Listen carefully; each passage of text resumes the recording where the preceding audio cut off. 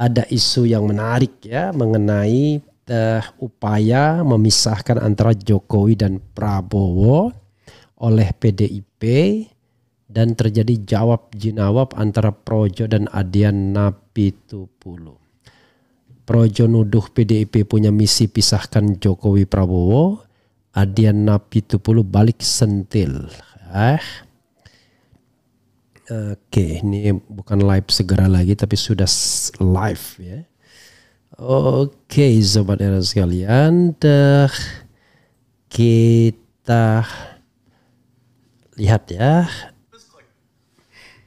Oke, menarik ini isunya untuk kita bahas karena bagian dari dinamika politik. Dan sekali lagi ya, sobat era sekalian, be a smart subscribers ya. Kita mengulik-ngulik atau membuat analisis ini tidak ada kaitannya dengan suka tidak suka, benci tidak benci ya. Jadi kadang-kadang kebetulan saja yang dikritik ini ya. Saya juga pernah mengkritik Anies Baswedan ya. Bukan berarti kemudian saya pecah hubungan. Mengkritik itu biasa saja dalam alam demokrasi. Coba kita lihat. CNN Indonesia, Adian PDIP sentil balik Projo soal misi pisahkan Jokowi dan Prabowo. Kita bacakan dulu sentil balik Adian ya. Politikus PDIP Adian Napitupulu menepis pernyataan Bendahara Umum Projo, panel Barus yang menyebut partainya ingin memecah belah hubungan Presiden Jokowi dan Presiden terpilih Prabowo Subianto. Adian mengatakan tuduhan itu hanya sebatas imajinasi panel Barus.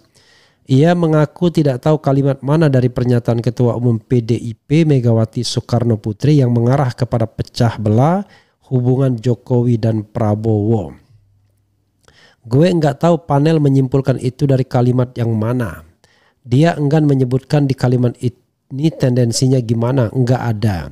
Jadi gue akan menganggap itu sebagai imajinasinya panel aja, kata Adian dalam political show di CNN Indonesia. Adian menyatakan pada dasarnya perbedaan sikap antara Jokowi dan Prabowo sudah ada saat ini. Salah satunya terkait uang kuliah tunggal UKT. Ia menyebut perbedaan terlihat dari sikap Prabowo menolak kenaikan UKT yang ditetapkan Mendikbud Ristek Nadiem Makarim. Belakangan Presiden Jokowi telah membatalkan kenaikan itu dan nanti menyuruh Prabowo untuk mengeksekusinya ya. Kemudian faktanya perbedaan itu sudah terjadi ketika Menteri Jokowi menaikkan UKT. Prabowo bilang sebaiknya jangan naik. Apakah perbedaan itu karena PDIP? Jangan rendahkanlah teman-teman mahasiswa ini, atau panel Barus mau katakan mahasiswa yang melakukan politik belah bambu, kata Adian. Kenapa pula dibilang belah bambu kalau berbeda pendapat? Nanti kita bahas ya. Sebelumnya panel mengatakan upaya memecah belah PDIP salah satunya tercermin dari isi pidato Ketua Umum PDIP Megawati dalam Rakernas 5 belum lama ini. Ada sebuah upaya atau taktik dari PDIP untuk memisahkan Pak Presiden dengan Pak Prabowo. Dalam istilah saya taktik politik belah bambu, kata panel. Dalam pidato Rakernas 5 PDIP akhir pekan lalu, Megawati mengkritik sejumlah kebijakan pemerintahan Jokowi. Panel tak merinci poin pidato Megawati yang dinilainya bagian dari upaya pecah belah. Namun panel meyakini Jokowi dan Prabowo solid dan tak akan terpisahkan. Sebab menurutnya dua sosok itu mempunyai lem perekat. Dua tokoh ini bicara tentang masa depan bukan masa lalu. Dua tokoh ini selalu bicara kepentingan rakyat yang lebih besar, di mana bagaimana membawa Indonesia menjadi Indonesia emas di 2045. Ini kalau ini gombal, saya rasa perekatnya di situ. Kata dia, kita pengen Indonesia emas semua, bukan Indonesia cemas. Tetapi cara kita melihat Indonesia emas itu beda-beda, ya.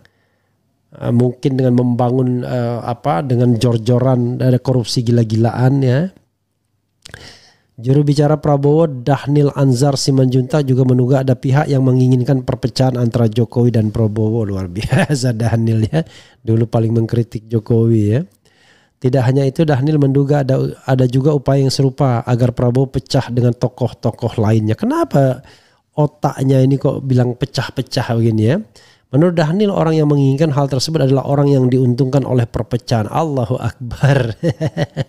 Upaya pecah belah untuk saling benci itu kelihatan ada. Misalnya supaya Pak Prabowo berpecah atau tidak sepakat, atau saling benci antara Pak Prabowo dan Jokowi. Pun demikian dengan Pak Prabowo dengan Ibu Megawati terus saling membenci. Pak Prabowo dengan Pak SBY untuk saling membenci, beber dia. Allahu Akbar ya. Dhanil mengatakan Prabowo sejak awal dalam posisi ingin merekatkan semuanya. Ia menyebut Prabowo mempunyai keinginan agar semua mantan presiden bisa duduk bersama. Terlepas kalau kemudian nanti memutuskan di luar pemerintahan dan dalam pemerintahan, itu lain hal. Pak Prabowo ingin membangun semangat kenegarawan dalam tata kelola politik ke depan, ujarnya. Lalu melupakan pemilu yang curang-murang. Oke, kita bahas ya dengan objektif. Begini sahabat era sekalian ya. Kalau kita berpolitik seperti ini, tidak ada kaitannya soal suka tidak suka, benci tidak benci. Politik is politik. Ya. Jadi kalau kita menganggap bahwa sikap merangkul Prabowo ada sikap kenegarawan, enggak, itu sikap politik. Karena siapapun yang menang dan jadi penguasa, dia pengen tidak ada orang lain yang menjadi oposannya. Makanya dia ingin rangkul semuanya dalam satu pelukan sehingga tidak ada lagi kritik atau dia merasa aman dan nyaman dalam memerintah. Kan itu masalahnya. Tidak ada orang yang suka dikritik, termasuk Prabowo sekalian. Sehingga dia berusaha mematahkan peran oposisi dengan merangkul semua partai politik. Jadi kalau seandainya ada yang berharap ada partai politik menjadi oposisi, bukan berarti diminta membenci Prabowo. Ini kan cara berpikir yang menurut saya, ialah cara berpikir pemenang ya. Yang melihat orang lain yang tidak mau bergabung dengan dirinya sebagai parasit. Enggak begitu. Ya, kita perlu menjaga bangsa ini dari pemimpin yang sewenang-wenang, dari pemimpin yang seenaknya. Ya, dari pemimpin yang track recordnya menunjukkan arah yang mencemaskan. Ya, makanya saya juga heran. Coba sebutkan prestasi Prabowo yang paling tidak sangat diingat oleh bangsa dan negara. Ya, bukan Ford Estate tentunya, bukan pembelian pesawat bekas tentunya. Ya, jadi kita yang harus rasional dan objektif. Oke. Nah, bagaimana hubungannya antara Megawati, Prabowo dan Jokowi? Sederhana. Megawati tidak menunjukkan sikap yang jelas karena pada dasarnya dia tidak punya masalah dengan Prabowo, tapi dia punya masalah dengan Jokowi. Plus dengan Gibran tentunya. Kalau seandainya Prabowo dan Jokowi masih berkoalisi, ya Mega tidak mungkin masuk ke dalam koalisi tersebut. Apalagi masuk dalam satu klub presiden.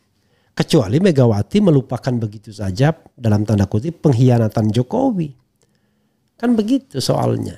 Sebagai kader PDIP yang dibenangkan jadi presiden 2 kali, tiba-tiba justru menusuk, ya kan, menikam PDIP dari belakang dengan mencalonkan Gibran Rakabuming dan diserahkan kepada Prabowo, bukan kepada koalisi Ganjar.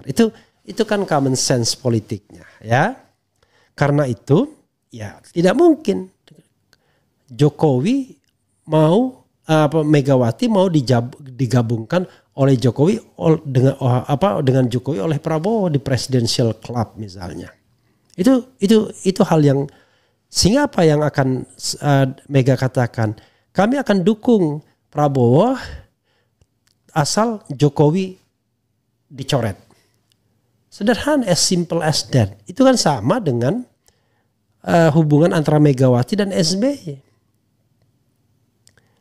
Jokowi tidak bisa merekrut SBY ke dalam pemerintahannya, ya kan? Karena Megawati melarang. Tapi ketika hubungan Jokowi dengan Megawati renggang, masuk, ya kan? Demokrat. Jadi itulah politik, ya. politik yang sesimpel ini kok dinilai dari benci dan tidak benci? Nggak ada. Yang ada adalah kepentingan yang sedang bermain, ya kan?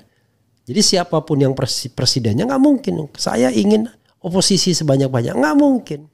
Yang terjadi adalah dia akan mengatakan kami akan merangkul semuanya. Padahal ada problem besar, yaitu bagaimana kecurangan pemilu misalnya yang akan berulang-berulang itu diperbaiki. Dan pemerintahan yang baru yang dihasilkan dari